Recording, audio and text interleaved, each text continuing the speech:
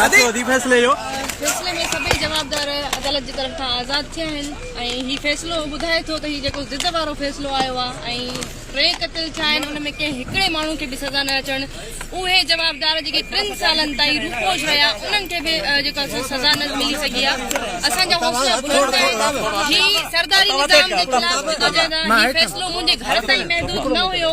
ही फैसलो समूरी सिंध सॼे मज़लूम तबके जो फैसलो हुयो जेको अदालतुनि जहिड़े तरीक़े जो फैसलो ॾिनो आहे। तव्हां सभई सम्झी सघो था, समूरी सिंध सम्झी सघे थी त हिन में कंहिंजो ज़िदो कहिड़ो ज़िदो ऐं कहिड़े तरीक़े जो फैसलो ॿुधायो वियो आहे। असांजा हौसला बुलंद आहिनि। असांजे हौसलनि खे अञा हिकिड़ी नई उड़ान मिली आहे हिन फैसले सां।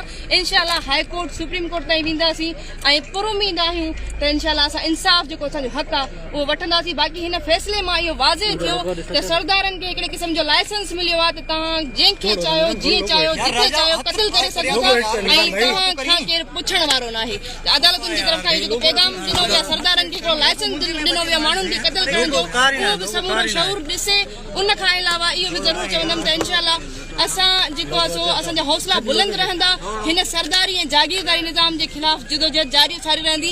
ॿिनि ज़िलनि में जॾहिं कर्फ्यू लॻाए फैसला ॾिना वञनि त यकीनन अहिड़े क़िस्म जा फैसला ईंदा आहिनि, पर असांजा हौसला अञा बि पुख़्ता आहिनि। इंशाअल्लाह असां बीठा रहंदासीं।